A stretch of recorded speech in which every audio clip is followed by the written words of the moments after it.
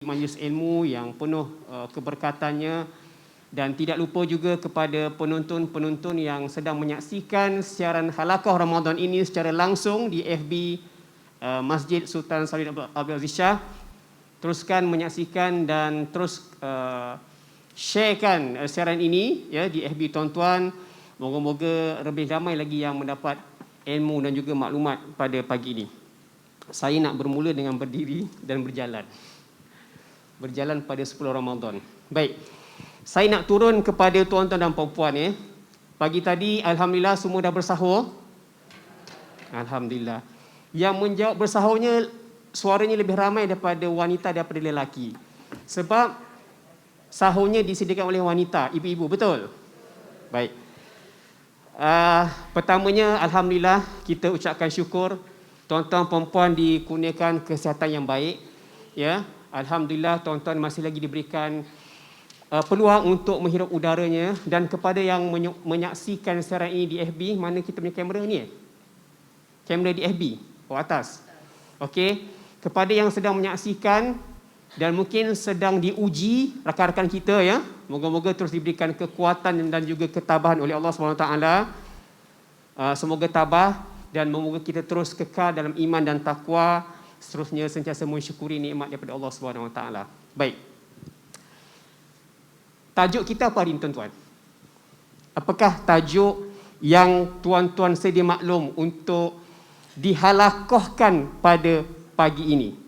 Assalamualaikum. Waalaikumsalam. Apa tajuk kita buat? Okey, sekejap. Okey, boleh cari dulu. Ya, silakan Ya, ada jumpa dah? Cek dekat grup FB, dekat grup WhatsApp. Apakah tajuk kita? Antara ibadah dan tanggungjawab keluarga. Sebelum tu apa dia? Dilema wanita.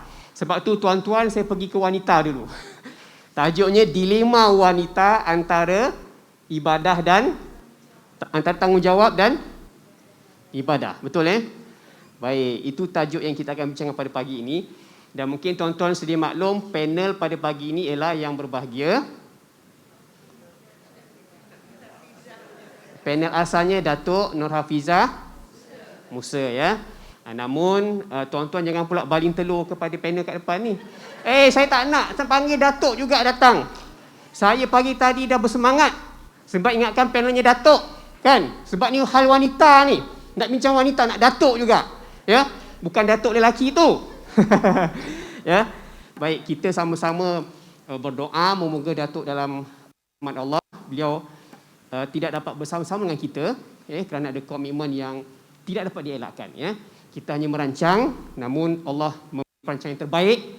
Namun kita tampilkan juga yang bagi Ustaz Firdaus Subhi yang tidak asing juga di pentas pendakwah ataupun penyiaran dalam negara kita untuk bersama-sama tuan dalam tempoh 1 jam ini. Baik, tuan-tuan puan-puan dilema wanita. Soalan pertama saya, dalam kalangan puan-puan yang hadir pada hari ini, siapa yang merupakan rumah tangga sepenuh masa sejak berumah tangga? Sejak rumah tangga kan, dia tak pernah bekerja di luar. Kerjanya hanya apa? Sebagai kejap jaga anak. Sebagai mengurus rumah tangga daripada kahwin sampai saat ini. Puan, silakan puan. Mohon puan-puan berdiri bersama saya. Ni nak disaksikan oleh 2 juta penonton FB Masjid Negeri. Silakan puan. Kau tak susah, duduk. Okey puan. Dah berapa tahun puan berumah tangga? Saya berapa tahun? 40 lebih. 40 lebih lah. Umur 70 lebih. Ustaz tahu? Ada kaitan Ustaz ke? Ada suami di sini? Suami saya dah lama meninggal. Okay, dah lama meninggal. Dah umur 70 lebih, dah 40 tahun menjadi suri rumah. Saya fikir banyak pengalaman sebagai suri rumah. Kenapa saya nak tanya? Sebab tajuk kita dilema wanita. Jadi puan sepanjang puan sebelum arwah suami dah meninggal. Okey, sebelum arwah suami meninggal, puan sebagai suri rumah menguruskan rumah tangga, anak-anak. Tambahan pula ketika bulan Ramadan. Macam mana puan ketika itu nak uruskan anak, suami pada masa yang sama ni, nak cari pahala bulan Ramadan ni puan? Sila komen sikit. Bismillahirrahmanirrahim. Assalamualaikum warahmatullahi wabarakatuh. Saya lagi dulu memang uruskan. Saya bukan tak kerja, tapi mak bapak saya tak kasih. Dia suruh saya kahwin awal. Meluahkan, saya sedih. Dapat pergi overseas semua, saya tak dapat pergi. Memang meluah habis. Terpaksa jaga suami semua. Tapi anak saya alhamdulillah semua berjaya. Itulah bulan Ramadan. Kita sedialah macam orang biasa kan, bangun pagi-pagi sembahyang. Sambil tu sediakan semua anak-anak makan kejut. Ada yang memang seorang anak tu suasam tak sama dengan Ustaz Firdaus. Degil betul tak nak bangun-bangun. Memang susah juga. Saya anak 2 lelaki 2 perempuan. Yang seorang tu lah suasam tak, tapi dia cabut pergi Ustaz sini dia. Susah jaga anak tu, tapi kita kena sabarlah. Tapi masa dulu saya memang jaranglah pergi masjid pasal suami saya dah pergi. Saya memang duduk rumah jaga anak, uruskan semua sekali. Wirid kat rumah semua dah buat yang afdal, yang apa semua kat rumah. Untuk anak tu je lah.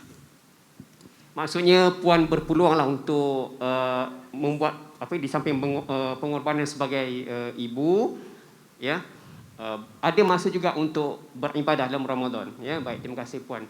Tepukan untuk puan ni, tepukan syar'i lah. Maksudnya atas pengorbanannya itu. Kesian kan, mak suruh kahwin awal, tak sempat pergi overseas. Tapi ada rahmatnya saya fikir kan. Ada kebaikannya yang mungkin tuan-tuan dan puan tak nampak pada saat itu. Tapi mungkin pada masa akan datang, pada hari ini. Ya, mungkin bukan pada kita tapi kepada anak. Tahniah puan. Baik, tidak adil kalau saya tak pergi kepada tuan-tuan pula. Kan? Baik, tadi dah puan-puan ni nak bagi kepada tuan-tuan.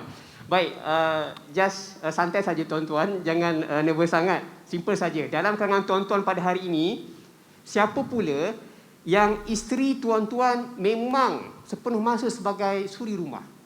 Yang tuan-tuan kata yang tak payah kerja lah, you duduk rumah untuk jaga isteri anak-anak, biasa yang bertugas. Ada tak? Ada tak isteri dah hadir pada hari yang suaminya di sini? Macam takut je. Tak ada. Maksudnya semua isteri bertugas. Ya.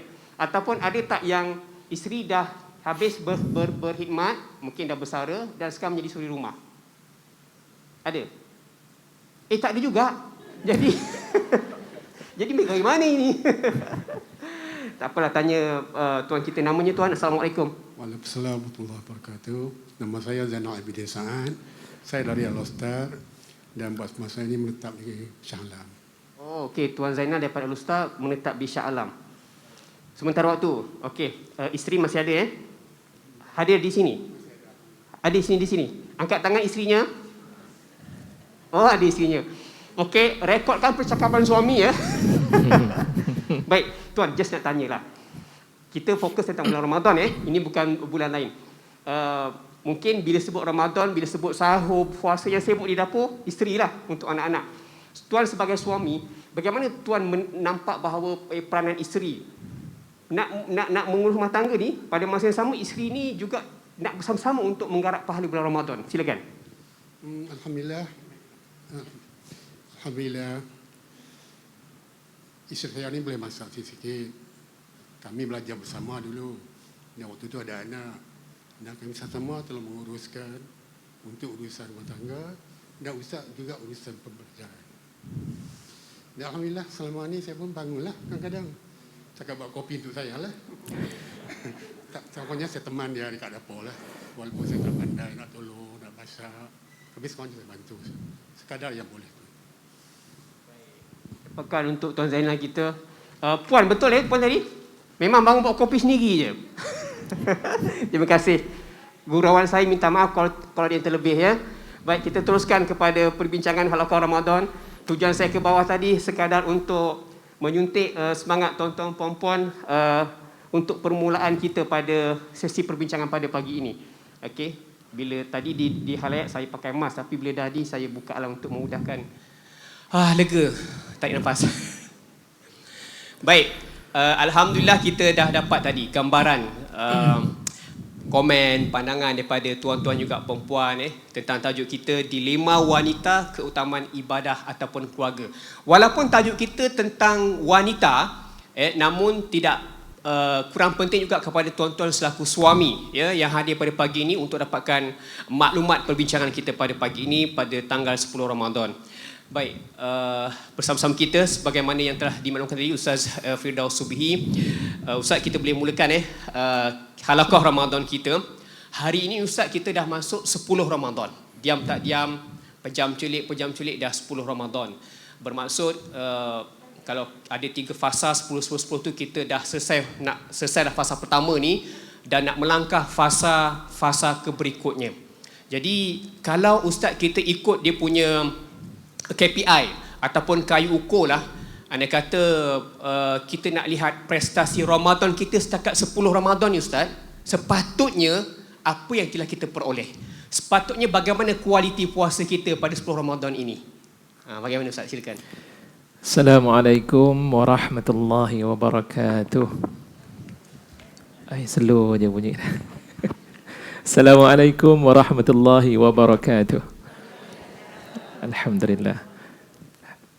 Alhamdulillahi rabbil alamin, wassalatu wassalamu ala asyrafil anbiya'i wal mursalin wa ala alihi wa sahbihi wa man da'a bi da'watihi wastanna bi sunnatihi wa jahada fi sabilillahi haqqa jihadihi hatta atahul yakin. Tarakana ala mahajjatil bayda layluha kanahariha la yazighu anha illa halik. Allahumma aftah bainana wa baina qawmina bilhaq wa anta khairul fatihin. Rabbi shrah li sadri wa yassir li amri wahlul 'uqdatam min lisani yafqahu qawli. Allahumma inna nas'aluka hubbak wa hubba man yuhibbuk wal 'amal alladhi yuballighuna hubbak. Allahumma amin ya rabbal alamin. Terima kasih kepada Ustaz Moderator Al-Fadhil Ustaz Rizal Ramli selaku moderator kita di dalam halaqah Ramadan pada pagi ini. Seterusnya kepada tuan-tuan, puan-puan, hadirin, hadirat dan para penonton yang turut serta bersama-sama pada pagi ini. Alhamdulillah, syukur pada Allah Subhanahu wa taala, kita diberikan oleh Allah Subhanahu wa taala ruang dan peluang untuk bersama-sama. Yang mudah-mudahan pertemuan pada pagi ini akan terus memberikan kepada kita cahaya hidayah daripada Allah, pahala yang terus melimpah ruah dengan baki-baki Ramadan yang akan kita lalui pada tahun ini. Atas soalan yang telah pun diberikan oleh Al-Fadhil Ustaz Rizal, iaitulah sejauh mana kita nak melihat tentang gerakan ibadah yang telah pun kita laksanakan dengan 10 Ramadan yang telah pun berlalu dalam kehidupan kita. Kalau seorang pelajar di saat ketika dia berada sama ada di peringkat sekolah menengahnya ataupun pada peringkat mahasiswa di peringkat universiti, mereka telah pun memulakan langkah-langkah dan usaha-usaha yang telah dilakukan agar terbiasa untuk bersiap sedia dengan peperiksaan yang akan dilalui oleh mereka. Dan dalam perbincangan-perbincangan yang lalu, kita telah pun bicarakan tentang doa yang disebut oleh para ulama-ulama yang silam, para sahabat radhiyallahu anhum ajma'in. Mereka meminta kepada Allah Subhanahu wa taala agar Allah memberikan keberkatan hidup mereka. Bermulanya dengan bulan Rajab, Allahumma barik lana fi Rajabin wa Sya'bana wa ballighna Ramadan.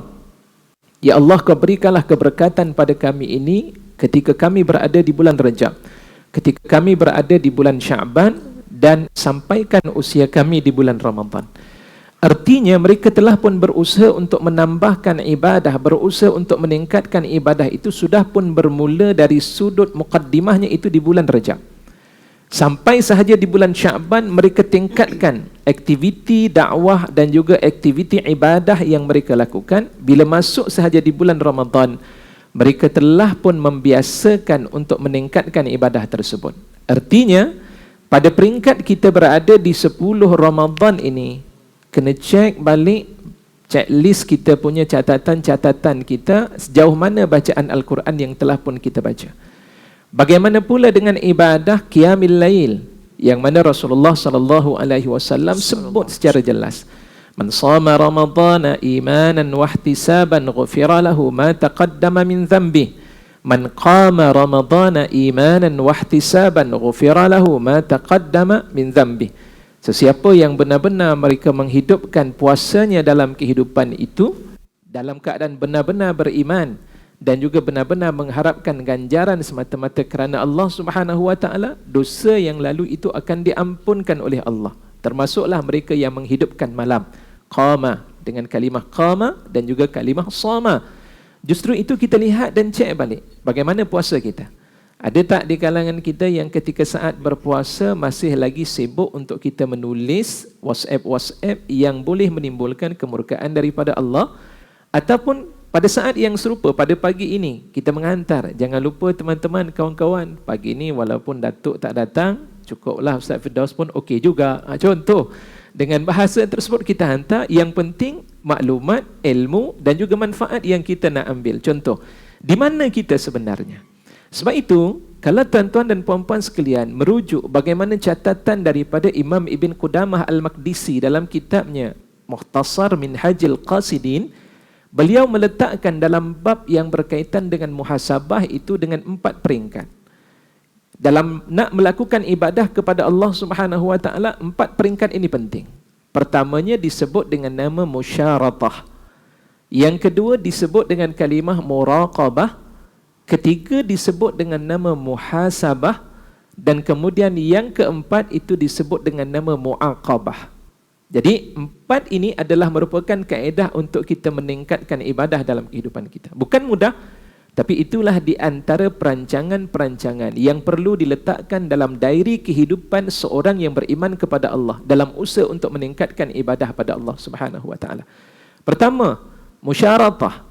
Kita meletakkan syarat-syarat yang tertentu. Hari ini saya nak melakukan demikian. Kita catat checklist. Hari ini saya nak buat. Pada hari ini saya ingin melakukan solat subuh berjamaah di masjid sekian. Dan saya akan menamatkan ayat sekian sampai ayat sekian. Begitulah yang kita catat pada setiap hari. Namanya apa? Disebut dengan nama musyaratah. Meletakkan syarat-syarat yang tertentu. Kita nak mengadakan program pun ada perancangannya. Pagi ini nak adakan halaqah Ramadan bukan mudah. Nak dibincang dalam mesyuarat yang lalu, apa kita nak buat, apa intipatinya, siapakah penceramah yang ingin dipanggil, siapakah moderator yang akan mengendalikan program tersebut, bagaimana pula dengan lighting, bagaimana pula dengan staff-staff yang akan membantu untuk menggerakkan program seumpama ini. Subhanallah, ni di dalam ilmu tasawuf yang dicatatkan oleh Imam Ibn Qudamah Al-Maqdisi, namanya adalah musyaratah. Naik pada peringkat yang kedua, itu disebut dengan nama muraqabah. Mengawasi setiap kerja-kerja yang dilakukan. Pagi ni kebetulan Datuk tak dapat nak datang. Emergency, Ustaz. Siapa Ustaz-Ustaz yang boleh mampu untuk menyampaikan? Kebetulan yang ada Ustaz Firdaus saja paling dekat. Nak buat bagaimana? Sama ada tuan-tuan dan puan-puan nak ataupun tidak, terpaksa jugalah menerima hakikat pagi ini. Yang penting kalau tidak ceramah tertunda, program kita tertunda, kita isi program seumpama ini. Subhanallah. Nama dia apa dia? Disebut dengan nama muraqabah.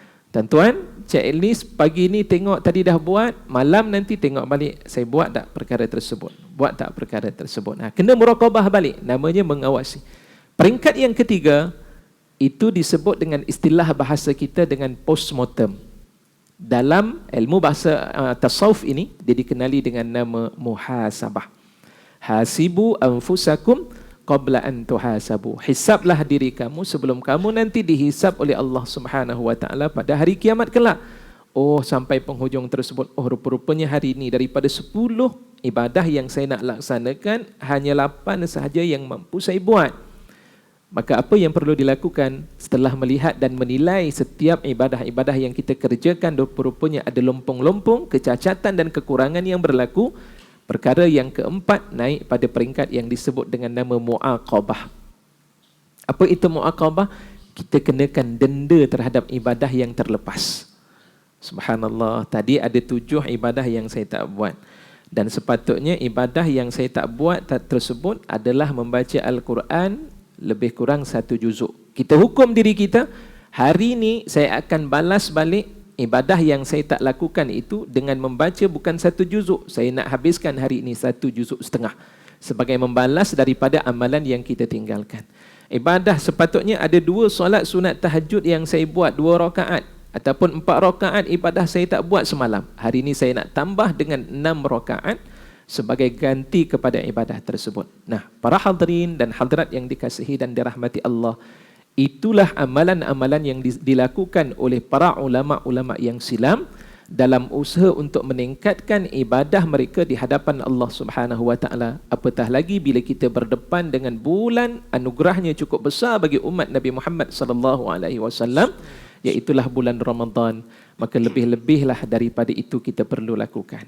Sebab itu muhasabah tadi saya katakan penting untuk kita nilai semula. Kita sudah pun melalui fasa yang pertama yang disebut dengan nama fasa rahmat daripada Allah, kasih sayang daripada Allah Subhanahu wa taala.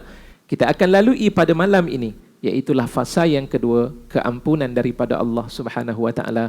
Maka justru daripada itu usahakan dengan 4 kaedah tersebut untuk kita meningkatkan amal ibadah kita di sepanjang Ramadan pada tahun ini. Kerana belum tentu lagi Ramadan akan datang kita dapat dan memperolehi kelebihan-kelebihan seumpama ini. Kemungkinan hari ini kita sihat, Ramadan yang akan datang kita berada dalam keadaan tidak sama dengan apa yang kita perolehi dari kesihatan-kesihatan yang dikurniakan oleh Allah Subhanahu wa taala kepada kita. Wallahu a'lam. Baik, alhamdulillah. Itu tadi tuan-tuan dan puan, pembukaan yang cukup jelas kepada kita pada pagi ini, bagaimana Ustaz Firdaus meletakkan satu asas yang cukup jelas. Bagaimanakah fasa Ramadan yang telah kita lalui 10 Ramadan pada hari ini, ya. Bagaimana kita patut lihat kualiti Ramadan kita, ya. Tadi disebut pertama musyaratah, kemudian muraqabah, muhasabah, muaqabah. Bahasa mudahnya kena letak target apa yang kita nak capai dalam kehidupan kita ataupun Ramadan kita. Kemudian semak balik yang kita buat tadi tu sejauh mana. Kemudian muhasabah, kita nilai balik sejauh mana pencapaiannya itu. Yang akhirnya kita bila dah muhasabah, muaqabah itu kita buat koreksi balik untuk diri kita nak dapat pahala yang banyak dalam Ramadan pada kali ini. Sebab itu tuan-tuan, pentingnya bagaimana kita sentiasa muhasabah diri kita, ya. Muhasabah ini kena setiap masa tuan-tuan, puan-puan. Bukan ketika kita terima Ustaz, muhasabah ni kadang-kadang bila kita terima masalah ataupun musibah baru kita muhasabah. Sedangkan mungkin dalam keadaan yang kita dapat kebaikan pun kita kena muhasabah juga. Kerana apa jua dalam kehidupan kita itu adalah ujian yang Allah nak tengok sejauh mana keimanan dan ketakwaan kita. Sebab itu penting tuan-tuan, kita sentiasa muhasabah diri. Apatah lagi dalam bulan Ramadan yang kita nak target adalah kita boleh dapat seberapa banyak ganjaran pahala yang pahalanya hanya Allah sahaja yang tahu. Namun kita teruslah berusaha beramal selagi mana ada ruang dan peluang diberikan kepada kita. Ibnu Mas'ud menyatakan bahawa tiada yang aku kesalkan dalam sehari ketika terbenamnya matahari melainkan daripada umurku yang pendek sedangkan amalku tidak bertambah. Muhasabah diri. Itu pun muhasabah juga tuan-tuan dan puan-puan. Saya buka perbincangan tadi dengan isu bagaimana kita nak mengkaji balik kualiti Ramadan kita pada 10 Ramadan. Kerana apa? Kerana saya percaya, Ustaz Firdaus pun dah sentuh tadi, kita nak mencari seberapa banyak pahala. Dan sesuai dengan topik kita pada pagi ini, sebab itu kita buka tadi perbincangan kita. Saya lontarkan tadi kepada wanita, tuan-tuan puan-puan, bagaimana dilema wanita, Ustaz, yang tajuk kita nak bincang pada pagi ini. Dilema wanita antara tanggungjawab dan juga ibadah. Ya, wanita nak menguruskan rumah tangga, wanita nak menguruskan segala aspek A to Z lah, ya. Pukul 4 pagi dah bangun. Ke ada yang awal lagi bangun dah? Kan? Mungkin awal lagi bangun untuk buat solat dan sebagainya. Namun bila dah bangun awal tu nak diuruskan sahurnya, kejut pula anak-anak, kejut pula suami, kemudian uruskan sesi pagi mungkin hantar anak, kemudian dan sebagainya. Kepada yang ada anak-anak kecil mungkin nak menyusukan anak dan sebagainya. Sampailah besok ataupun petang nanti ready untuk berbuka puasa, buat persiapan. Malam pula dengan suami dan sebagainya. Jadi perkara-perkara itu, Ustaz, memungkinkan kadang-kadang para wanita menjadi cabaran bagi mereka. Dilema pada mereka. Aku ni bulan Ramadan inilah aku nak beribadah. 11 bulan yang lepas dah. 1 bulan ni nak beribadahnya bulan Ramadan. tapi pada masa yang sama kekangan-kekangan yang tak boleh dilepaskan untuk melunaskan tanggungjawab tadi. Jadi bagaimana Ustaz sebenarnya para wanita kita di luar sana yang menghadapi dilema ini, nak beribadah pada masa sama nak uruskan rumah tangga. Macam mana ni? Kok kan terlepas lah Lailatul Qadar. Kok terlepas lah ni, patut hari ni dah masuk juzuk 10 Ustaz baca Quran ni. Ini baru Alif Lam Mim surah Al-Baqarah, tak lepas lagi. Kan? Contoh kan. Sebab apa? Sebab dimikirkan rumah tangga ni tadi. Jadi Kang kalau tak buat kerja rumah tangga Kang, tanggungjawab juga. Tapi ni nak cari bulan Ramadan punya pahala ni. Jadi pada perangai Ustaz, macam mana kita nak bantu wanita-wanita di luar sana ataupun yang hadir pada hari ini, seiring sejalan, dua-dua dapat, supaya dia tak stres. Kang asyik dia bising dengan suami je, abang ni tolonglah tengok dapur ni, saya pun nak mengaji Quran ni, tak lepas bukan juzuk 1, ayat pertama surah Baqarah tak lepas lagi bang. Macam ni, silakan Ustaz.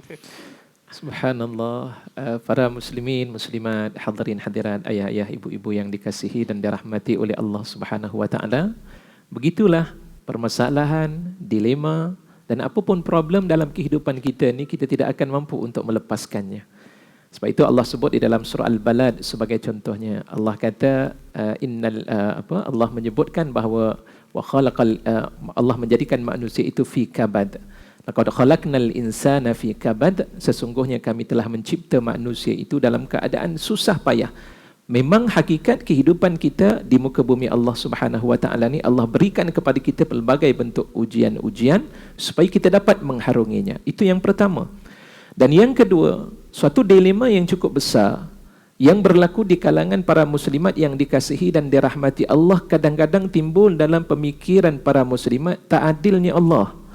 Kenapa Allah Subhanahu wa taala berikan lelaki ini lebih tanggungjawabnya ataupun lebih kerjanya berbanding dengan muslimat?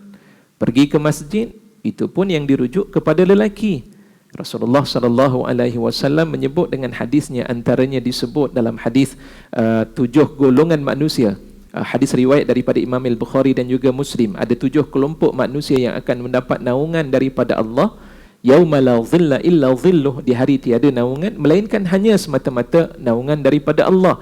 Lantas disebut oleh Nabi sallallahu alaihi wasallam, wa rajulun qalbuhu mu'allakun bil masajid, seseorang lelaki yang hatinya terikat dengan rumah Allah Subhanahu wa taala. Kefarduan jamaah itu juga kepada lelaki, takkan perempuan tidak dapat. Termasuklah tuan-tuan, para hadirin yang dikasihi dan dirahmati Allah, Ramadan yang Allah anugerahkan kepada kita dengan kelebihan yang berlipat kali ganda, yang melimpah ruah. Tiba-tiba para muslimat datang bulan. Seminggu tak boleh membaca Al-Quran, seminggu tak boleh berqiyamil lail Ustaz, nak pergi ke masjid tak boleh. Sedih tak? Para muslimat sekalian? Alhamdulillah, ingat tak ada suara dah. Malam tadi takut qiyamil lail banyak sangat. Subhanallah. Para hadirin dan hadirat yang dikasihi dan dirahmati oleh Allah Subhanahu wa taala, sedih berlaku. Al-Quran Ustaz, saya tak boleh baca. Bukan tadi Ustaz Rizal kata surah Al-Baqarah, Al-Baqarah pun tak lepas lagi. Daripada hari pertama sampai hari yang ke-7. Itu kalau tempoh masa 7 hari. Kalau sampai 15 hari, tak buka lagi buku berkaitan dengan amalan yang hendak dilakukan. Bacaan Al-Quran tak boleh nak buka lagi Ustaz. Para hadirin dan hadirat yang dikasihi dan dirahmati Allah, hal ini sebenarnya bukan berlaku kepada para muslimat masa kini, tapi hakikatnya berlaku di zaman Nabi sallallahu alaihi wasallam. Ummahatul mukminin, antaranya Ummu Salamah radhiyallahu anha, di antaranya Sayyidatina Aisyah radhiyallahu anha tidak berpuas hati dengan hal yang demikian. Ada suatu ketika bila mana Allah Subhanahu wa taala mengarahkan supaya berjihad. Lantas ketika itu Rasulullah mengarahkan golongan rijal daripada kalangan para sahabat untuk keluar berjihad di jalan Allah Subhanahu wa taala. Ummu Salamah radhiyallahu anha ketika itu rasa, kenapa kami tidak dipanggil untuk berjuang di jalan Allah Subhanahu wa taala? Lantas mereka kata, ya Rasulullah, ya ar-rijal yaghzur rijal wala naghzu walana nisfu mirathin. Wahai Rasulullah sallallahu alaihi wasallam, golongan rijal, golongan lelaki semua keluar berjihad di jalan Allah Subhanahu wa taala. Kenapa kami tidak pergi? Semuanya lelaki, yang perempuan ini tak pergi. Dan kami pun dapat hanya separuh sahaja tinggalan-tinggalan harta pusaka yang ditinggalkan oleh ayah dan juga ibu kami, oleh pewaris-pewaris kami yang telah pun meninggal. Kami dapat hanya separuh sahaja. Sedangkan rijal, lelaki dapat keseluruhan. Ini seakan tidak adil. Itu diakui ataupun diadukan kepada Nabi SAW. Rasulullah ketika itu tidak menjawab, menunggu jawapan daripada Allah. Lantas turun ayat 32 dalam surah An-Nisa. Allah mengatakan, wala tatamannaw ma faddalallahu ba'dahum ala ba'd. Lirrijali nasibum mimma iktasabu walin nisa'i nasibum mimma iktasabn was'alullaha min fadlih. Di antaranya Allah Subhanahu wa taala mengatakan, janganlah kamu meminta-minta, tatamannau, janganlah kamu bercita-cita, ma faddalallah, dengan apa yang telah pun Allah berikan kelebihan sebahagian kamu ke atas sebahagian yang lain. Tadi berlaku tentang Ummu Salamah, nak juga macam lelaki tapi tak dapat. Allah menyatakan dan menegur ayat tersebut, lirrijali nasibum mimma iktasabu, bagi golongan lelaki itu ada bahagian terhadap apa yang mereka usahakan, dan bagi muslimat juga ada bahagian yang akan diberikan oleh Allah Subhanahu wa taala yang diberikan kepada mereka atas kerja dan usaha yang mereka lakukan. Yang kedua, dalam ayat tersebut setelah begitu keadaannya, Allah Subhanahu wa taala menyatakan demikian. Kemudian yang kedua, kes yang berlaku kepada Sayyidatina Aisyah radhiyallahu anha, yang satu ketika dia turut serta bersama dengan Nabi untuk sallallahu alaihi wasallam untuk menunaikan haji. Di pertengahan jalan datang bulan. Pada saat ketika itu Sayyidatina Aisyah radhiyallahu anha menangis. Ketika dia berhadapan dalam hal yang demikian, saya terlupa nama tempat lokasi tersebut, yang lokasi itu jaraknya lebih kurang dalam 10 km daripada bumi Mekah Al-Mukarramah. Ketika itu Rasulullah SAW melihat isterinya yang berada dalam keadaan bersedih dan menangis. Lantas Rasulullah SAW pun bertanya, menangiskah kamu? Limadha tabki, ketika itu kenapa kamu menangis? Tidak dijawab oleh Sayyidatina Aisyah radhiyallahu anha. Kemudian Rasulullah pun bertanya, apakah kamu datang bulan? Waktu itu jawab daripada Sayyidatina Aisyah radhiyallahu anha, ya, saya datang bulan. Jadi saya tak dapat nak tunaikan haji seperti mana kalian para sahabat, termasuklah kamu wahai Rasulullah sallallahu alaihi wasallam. Dan apa jawapan daripada Nabi sallallahu alaihi wasallam? Rasulullah pun berkata kepada Sayyidatina Aisyah radhiyallahu anha, dzalika syai'un qad katabahu Allahu ala banati Adam. Itu adalah sesuatu yang telah pun ditetapkan oleh Allah Subhanahu wa taala ke atas anak-anak perempuan Nabi Adam alaihi salam. Maknanya wanita itu adalah qada yang telah pun ditentukan oleh Allah Subhanahu wa taala.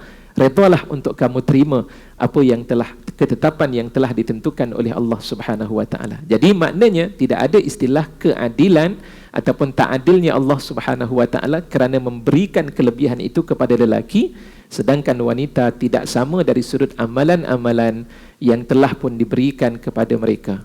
Maka bagaimana penyelesaian yang kita nak buat? Subhanallah.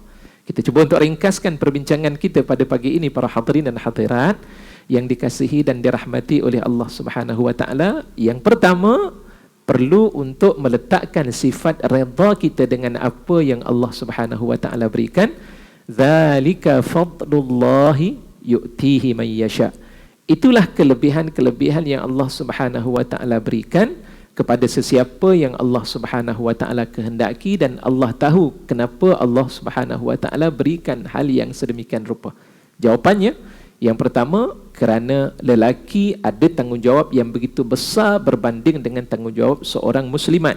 Maka kerana itu kerja mereka itu lebih besar berbanding dengan para muslimat yang dikurniakan oleh Allah Subhanahu wa taala beberapa kelemahan-kelemahan dan kekurangan serta ketidakmampuan untuk melaksanakan kerja-kerja tersebut. Redalah kepada Allah Subhanahu wa taala. Sifat reda kita kepada Allah itulah yang akan menambahkan lagi saham dan pahala yang Allah Subhanahu wa taala berikan. Manil tamasa ridallah, ya, barang siapa yang reda dengan apa yang Allah telah tentukan, kafahullahu mu'natah. Allah akan mempercukupkan apapun keperluan-keperluan yang dia mahukan. Bahkan bukan sekadar keperluan dalam hidupnya yang dicukupkan oleh Allah, tapi pahalanya juga akan dicukupkan oleh Allah Subhanahu wa taala. Kita nak kejar pahala ke nak kejar redha daripada Allah? Satu soalan yang perlu untuk dinilai semula. Saya ni nak kejar pahala ke nak kejar redha daripada Allah? Sebab itu dalam bab untuk mendapatkan sesuatu daripada Allah itu, ataupun dalam bab kita beribadah, Al-Imam Al-Ghazali rahimahullah dia membahagikan kepada 3 jenis ibadah dari sudut apa yang kita nak kecapi daripada ibadah tersebut. Pertama disebut sebagai ibadah sebagai seorang hamba. Yang kedua, ibadah sebagai seorang peniaga. Dan yang ketiga, ibadah sebagai seorang yang merdeka. Ibadah sebagai seorang hamba, dia buat kerja sebab dia takut dengan tuannya. Saya buat kerja ni takut nanti masuk neraka, Ustaz. Macam kita kerja, kalau katakan ada seorang hamba, dia ada tuannya. Time tuan datang ketika itu buat kerja sungguh-sungguh. Sebab nanti kalau tak buat, dia akan dihukum, dikenakan tindakan oleh tuannya ketika itu. Ibadah ini namanya adalah ibadah seorang hamba. Yang kedua, ibadah seorang peniaga. Apa ibadah seorang peniaga yang dia mahukan? Setiap kerja yang dia nak buat ada pahala. Saya buat ni berapa pahalanya ya hari ni? Dapat 20 markah. Dapat 30 markah. Oh, saya kena jaga solat jamaah ni. Jamaah ni 27 kali ganda pahala Allah bagi. Kalau buat bersendirian, belum tentu dapat 1 ataupun mungkin separuh yang akan kita perolehi. Dia kejar semuanya buat kerana pahala. Boleh tak? Jawapannya boleh. Ulama telah menilai bab tersebut. Tapi peringkat yang ketiga yang disebut dengan nama ibadah seorang yang merdeka. Dalam kerja ibadah yang dia lakukan, dia tidak mengharapkan apa-apa pun daripada Allah, bukan kerana istilahnya takut pada Allah ataupun mengharapkan ganjaran daripada Allah, tapi nak bersyukur atas segala nikmat-nikmat yang Allah telah pun berikan kepadanya, dan wajar bagi dirinya untuk bertindak mensyukuri nikmat-nikmat Allah itu dengan melaksanakan arahan-arahan daripada Allah Subhanahu wa taala. Inilah dia ibadah yang terbaik bagi seorang yang beriman kepada Allah, sama ada lelaki ataupun perempuan. Yang penting laksanakan kerja tersebut. Jadi penting pada kita untuk redha pada Allah Subhanahu wa taala. Yang kedua, para hadirin dan hadirat, muslimin muslimat yang dikasihi dan dirahmati Allah, niat itu cukup penting. Kadang-kadang kita baca Al-Quran, kita tidak ada kesempatan untuk membaca Al-Quran, tapi niat itu sudah ada. Allah bagi markah kepada niat tersebut. Allah. Al-Quran tak baca lagi, Ustaz ni hari ke-10 dah, saya masih lagi tak baca sebab saya tak boleh nak membaca Al-Quranul Karim. Ya. Ulama telah mengatakan Al-Quran memang tidak boleh dibaca di saat ketika datang bulan. Itu ijma' para ulama ataupun jumhurul ulama, kebanyakan para ulama tidak membenarkan untuk membaca Al-Quranul Karim. Cuma pandangan daripada Imam Malik mengharuskan. Sebab yang disebut dalam Al-Quran dengan kalimah la yamassuhu illal mutahharun, itu bermaksud menyentuh Al-Quranul Karim, bukan kepada membaca. Itu pandangan. Namun jumhurul ulama mengatakan tidak boleh untuk membaca akan ayat-ayat suci Al-Quranul Karim. Para hadirin dan hadirat, muslimin muslimat yang dikasihi dan dirahmati Allah, letakkan niat, ya Allah, kau berikanlah pahala atas segala keinginan-keinginan yang aku mahukan, maka itu juga akan diberikan pahala oleh Allah Subhanahu wa taala. Innamal a'malu binniyat. Adapun setiap amalan-amalan itu adalah berdasarkan kepada niat yang ada. Peringkat berikutnya, jangan berasa sedih para muslimat yang dikasihi dan dirahmati oleh Allah Subhanahu wa taala. Banyak kerja-kerja yang lain yang boleh menambahkan pahala yang mengalir berbanding dengan orang yang lain. Bila ada tanggungjawab yang besar, maka pahalanya juga akan besar di sisi Allah Subhanahu wa taala. Saya terlupa ada suatu hadis ataupun kata-kata para ulama, sesuatu pahala itu diberikan oleh Allah Subhanahu wa taala min jinsil amal. Al jazaa'u min jinsil amal. Balasan itu didasarkan kepada jenis amalan-amalan yang dia lakukan. Untung para muslimat yang dikasihi dan dirahmati Allah, bila Allah berikan tanggungjawab untuk menyara kehidupan keluarga, bukan menyara, untuk memberikan tanggungjawab dalam kehidupan sebuah keluarga. Yang menyara itu adalah seorang suami. Jadi pada bulan Ramadan, Ustaz, saya tak ada masa sebab nak menyediakan makanan. Tak terasakah para muslimat yang dikasihi dan dirahmati Allah, di saat ketika menyediakan makanan itu dan diberikan kepada seorang suami yang kebetulan pula suami Masya Allah seorang yang membaca Al-Qurannya rajin, berqiyamil lailnya rajin, buat kebaikannya rajin, segala pahala-pahala tersebut itu mengalir kepada para muslimat sekalian. Kan disebut dalam hadis Nabi SAW, Rasulullah bersabda, man fattara sa'iman kana lahu mithlu ajrihi min ghairi an yanqus min ajri as-sa'imi syai'a, kama qala an-nabiy sallallahu alaihi wasallam. Barang siapa yang memberikan makan kepada orang-orang yang berpuasa, maka baginya pahala-pahala yang dia perolehi daripada orang berpuasa tersebut tanpa sedikit pun mengurangi pahala mereka. Maksudnya apa? Kalau sekiranya yang berpuasa tadi memang rajin membaca Al-Quran, pahala tu sampai tak dengan para muslimat? Ya Allah, sedikit kerja, pahala yang mengalir ketika itu banyak diperolehi. Ini zaman sekarang ni orang nak buat begitu, buat kerja sikit tapi pahala banyak. Kita boleh buat demikian, para muslimat yang dikasihi dan dirahmati Allah. Lakukan hal demikian, berikan kepada orang lain, berikan makanan kepada keluarga dan anak-anak. Pahala tersebut juga akan mengalir dan dikurniakan oleh Allah Subhanahu wa ta'ala dalam keadaan sedemikian rupa. Subhanallah, untung tak? Jawapannya untung. Dan kemudian ada sebuah hadis yang menarik yang disebut oleh Nabi SAW. Jangan bersedih dan jangan bimbang atas kekurangan yang ada, tetapi para muslimat dijanjikan oleh Nabi SAW dengan satu syurga yang diberikan pilihan untuk memilih pintu-pintunya. Apa yang dia buat?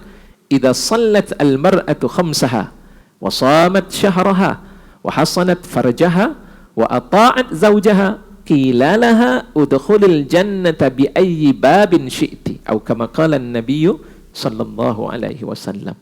Apabila seorang muslimat dia menunaikan, menjaga ibadah solatnya, dia jaga solatnya, dia tak buat berjamaah pun tak jadi masalah, dia buat bersendirian di rumah sebagai contoh, dia jaga bab solat. Yang kedua, bab puasa pun dia jaga. Di saat ketika kewajipan itu wajib dilaksanakan, dia melaksanakan ibadah tersebut.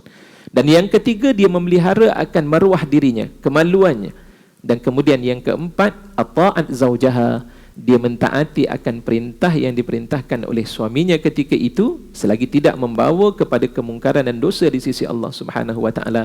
Qila laha, dikatakan baginya, udkhulil jannah, masuklah kamu ke dalam syurga, bi ayyi babin syi'ti, pada mana-mana pintu yang kamu mahukan.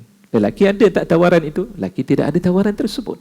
Tapi para muslimat diberikan tawaran oleh Allah Subhanahu wa ta'ala dengan hal yang demikian, justru bergembira atas segala kelebihan-kelebihan tersebut. Namun begitu, bagi para muslimin, jangan kita lupa juga untuk melihat semula tentang bagaimana mujahadah dan pengorbanan yang telah dilakukan oleh seorang wanita. Bantulah mereka. Mungkin tak boleh bantu, ustaz, saya tak boleh nak bantu memasak sekali. Memang saya ni kalau nak bangun pukul 4 pagi tu seakan payah sedikit. Tapi macam mana seorang suami untuk membantu isterinya? Kalau itulah dia tidak berkemampuan, bantulah dengan doa-doa yang sentiasa didoakan kepada isterinya. Bukankah ada dalam hadis Nabi sallallahu alaihi wasallam, Rasulullah bersabda, apa kata daripada Nabi sallallahu alaihi wasallam? Da'watul mar'il muslimi bi dhahril ghaibi mustajabah. Wa ala ra'sihi malakun ya fayaqulu amin. Ya, di antaranya disebut dalam oleh Nabi sallallahu alaihi wasallam, di mana ketika seseorang itu dia berdoa, dia mendoakan saudaranya dalam keadaan saudaranya tidak mendengar doa tersebut secara ghaib. Maknanya ghaib itu dia tidak ada bersama. Dia doakan ketika itu, maka pada saat yang serupa doa seumpama ini adalah doa yang paling mustajab. Subhanallah. Satu, janji daripada Nabi sedemikian rupa. Yang kedua, kita berada di bulan Ramadan, bulan-bulan yang mustajab doa kita. Dan kata daripada malaikat ketika itu, malaikat akan mengaminkan. Wa ala ra'sihi malakun, atas kepala orang yang berdoa tadi ada malaikat. Malaikat akan berkata, walaka bimithl, kamu juga akan dapat doa seperti mana kamu doakan orang lain. Apakah itu tidak menguntungkan? Jawapannya, ia merupakan satu perkara yang cukup menguntungkan sekali. Maka para suami ketika itu doakanlah, ya Allah, ya Tuhanku, kau berikanlah keberkatan dalam kehidupan keluargaku, ya Allah. Ya Allah, kau jadikanlah isteri aku ini isteri yang solehah, ya Allah. Kau jadikanlah dia menerima apapun perkara-perkara yang berlaku dalam hidupnya, ya Allah. Ya Allah, kau jadikanlah dan tambahkanlah kekuatannya dalam untuk beribadah padamu, ya Allah.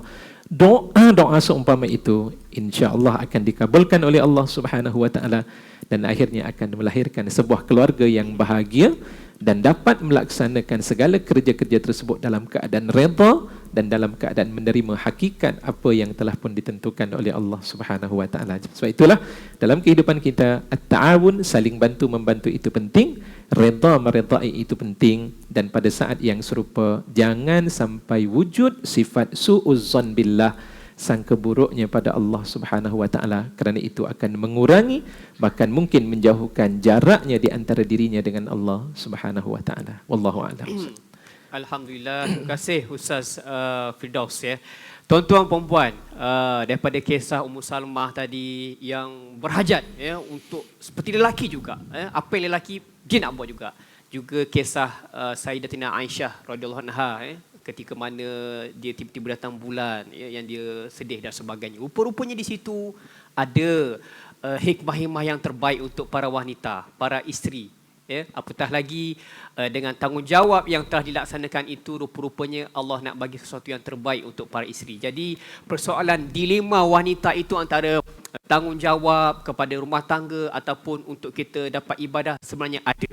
Saya fikir dengan penjelasan daripada Ustaz Firdaus tadi, rupa-rupanya usah duk pening-pening lah. Ya. Yang penting tadi dah disebut sebagai seorang suri rumah ataupun isteri ataupun ibu, redha itu penting. Ya, redha itu penting, dan yang paling penting kita kena perbetulkan niat kita ya adalah untuk apa? Apa yang juga kita buat itu untuk mendapatkan redha daripada Allah Subhanahu Wa Taala. Ya, hikmah itu sangat mungkin kita tak nampak kan, tetapi apa yang telah Allah ciptakan itu, Allah jadikan itu ada kebaikan untuk diri kita dan juga keluarga kita. Yang penting tuan-tuan perempuan pastikan niat kita niat yang betul ya. Tertarik tadi dengan hal-hal tentang bagaimanakah seorang wanita itu pengorbanan yang dilakukan, tapi memang betul walaupun bulan puasa ini bila tadi Ustaz dah sebut ya, mungkin tak sempat baca Quran tadi, tapi bila suami baca Quran tu pahalanya sampai. Betul Ustaz tapi janganlah lepas ni tak payah baca Quran pula dengan harapan suami dah baca jadi jangan risau maksudnya yang paling penting niat kita kena betul, insya-Allah tuan-tuan perempuan. Baik, pada kesempatan ini juga saya nak terus beri ruang ini kepada tuan-tuan perempuan. Sekiranya ada apa-apa persoalan yang nak dikemukakan kepada Ustaz tentang tajuk kita dilema wanita antara tanggungjawab dan juga ibadah. Ada apa-apa persoalan yang ingin dibangkitkan, silakan. Mungkin kalau para suami pun nak tanya, silakan kepada Ustaz. Kita mempunyai tempoh masa yang terhad, jadi boleh manfaatkanlah, lebih kurang 10 minit lagi. Lebih kurang soalan saya ada 10 soalan saya dah rangkakan. Tapi lagi 10 minit saya nak bagi ruang ini kepada tuan-tuan perempuan. Dah faham belaka dah. Dah jelas dah. Dilema tadi dah settle. Dah tak ada apa-apa dah. Lepas ni balik rumah dah tak risau dah. Ya. Dah tak risau tadi tak sempat baca Quran ke. Okey, belaka dah semua. Boleh? Tak ada apa dah ya? Kemalu-malu nak tanya ataupun saya nak ke sana untuk bagi mikrofon. Macam nak tanya. Ya. Nak tanya? Ni, ada ni. Tu.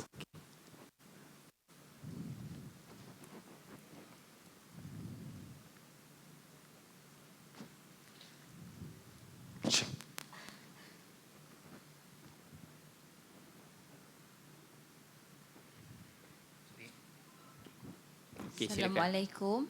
Waalaikumsalam warahmatullahi. Saya Nini Syahira. Saya nak bertanya mungkin luar daripada topik wanita, tapi tadi Ustaz ada cakap pasal Sayyidina nak pergi haji, tak dapat buat haji kan. So macam mana pula dengan kita nak pergi haji tu, kita dah tahu kita akan period mana kita mengambil langkah makan ubat tu. Itu saja daripada saya. Baik, terima kasih atas soalan tersebut. Samalah juga dalam isu kes di bulan Ramadan. Jadi bulan Ramadan ni semata-mata kita nak mendapatkan akan ibadah yang ada. Ketika itu kita pun makan pil untuk membolehkan melewatkan period yang ada. Pertama, dari sudut kaedah hukum yang disebutkan oleh para ulama, ini berdasarkan kepada dalil-dalil Al-Quran. Di antaranya Allah Subhanahu wa taala menyatakan, a'udzubillahi minasyaitonir rajim, wala tulqu biaidikum ila tahlukati wa ahsinu innallaha yuhibbul muhsinin. Dan janganlah kamu melontarkan diri kamu itu kepada kerosakan, dan lakukanlah kebaikan, perkara yang muhsin, perkara yang ihsan. Sesungguhnya Allah suka kepada orang-orang yang melakukan ihsan. Dalil daripada itu. Dan ulama juga mengambil daripada hadis Nabi SAW. Rasulullah menyebutkan la darara wala dirar. Tiada sesuatu yang tidak boleh melakukan satu yang memudaratkan diri dan memudaratkan orang lain.